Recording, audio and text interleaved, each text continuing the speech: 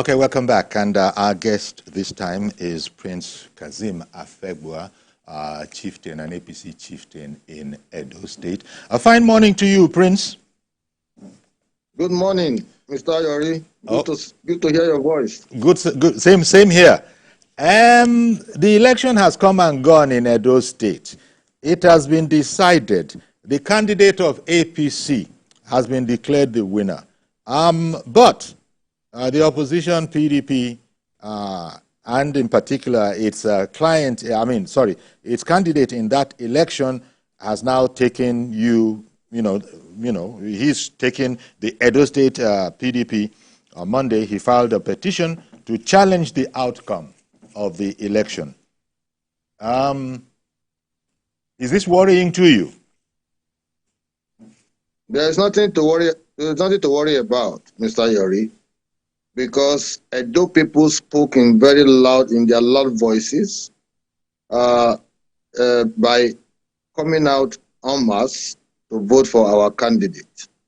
I remember featuring on this your program and telling you that irrespective of what the opposition PDP is doing in the state, which is actually the ruling party here, that the performance index of the outgoing governor was nothing to write home about. And that as a result of that, and given the fact that the government of the day in Edo State had broken the vertebra of Edo political harmony, that there was no way they could win election. That has come to pass. The victory is a resounding one, for which we have thanked Edo people in all the 3 senatorial districts. We've organized victory parties here and there, and we are presently engaging with government in a transition committee arrangement to be able to see where they have taken the government and where we will be starting from. Government is a symbiotic relationship between the outgoing and the incoming. And just barely 20 minutes ago, we finished our inaugural meeting. By next week, we are starting again. There's no harm in PDP going to court, but again, politicians must learn certain lessons. They shouldn't always think that it is, I must win by force, by fire. It shouldn't be. They talk about stolen mandate. They talk about a stolen mandate. Well, you see, before you accuse someone of a stolen mandate, that means the mandate must have been given ab initio. I am not aware that they were given any mandate that was stolen. I understand that there was only one election, not 2 elections in Edo State. The election that was declared by INEC presented our candidate with a certificate of return. That is already a mandate.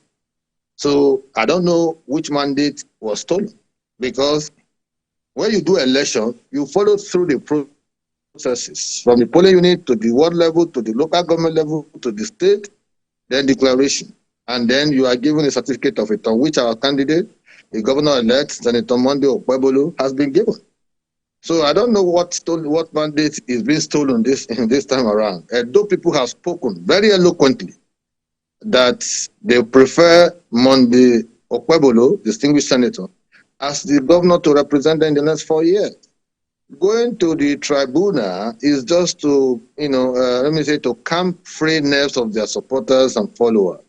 And I've been listening to the narration, in particular the one of the candidates who has been lamenting over nothing, lamenting and conjuring all manners of imageries that, in his opinion, were part and parcel of the election of September 21st. But for us, who were participants, who were on ground, I find it difficult to even rationalize some of the positions he took. Because you say you are a candidate, you want to go to INEC Coalition Center in the headquarters. But you have your agents. You have no role to play in that place. The law permits agents who are properly accredited by INEC to visit those areas.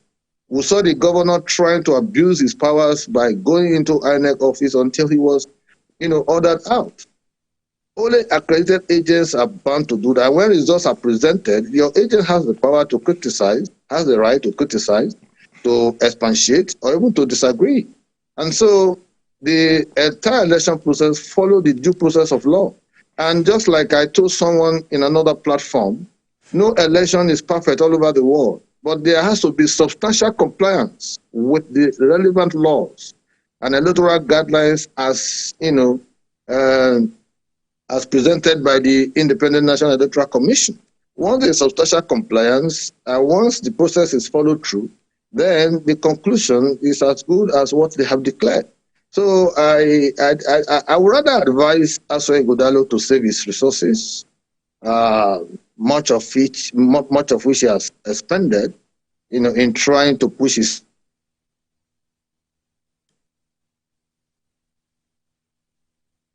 Okay, I think it froze on us.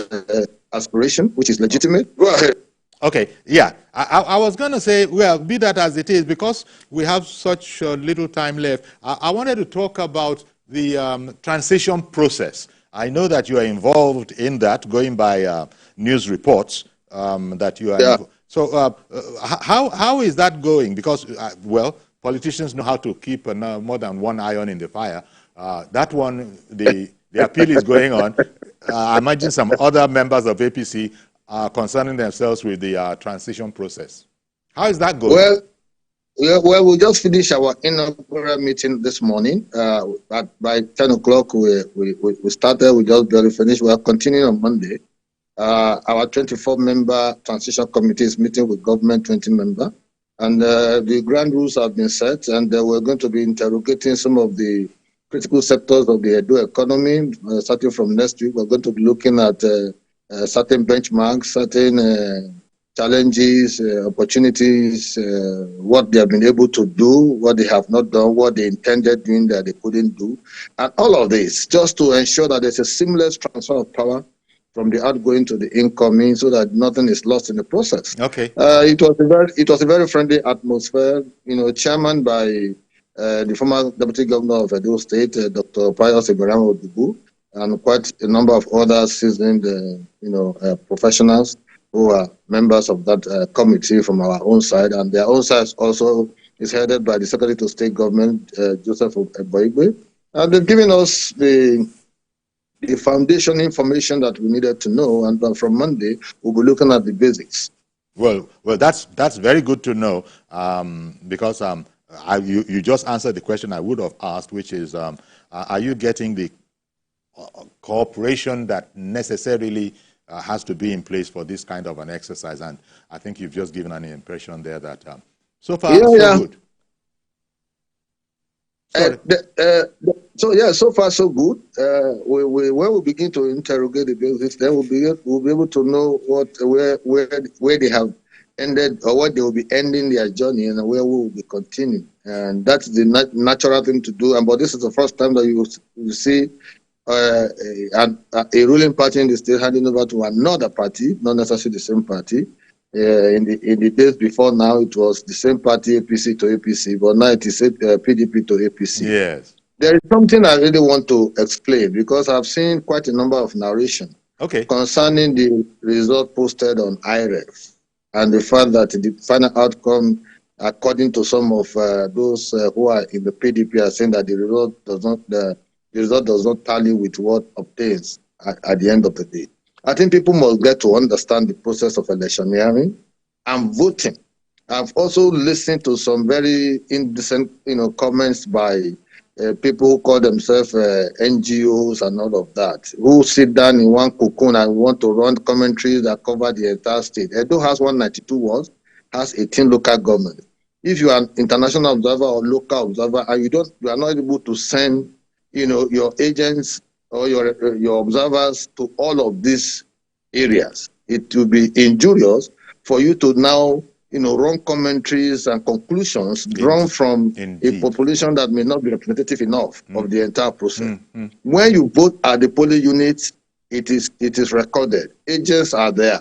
But at the ward collation center, the ward collation officer has the right under the law, the Electoral Act 2010 as amended, to also alter results. Alter in the sense that he can cancel votes that are as a result of overvoting.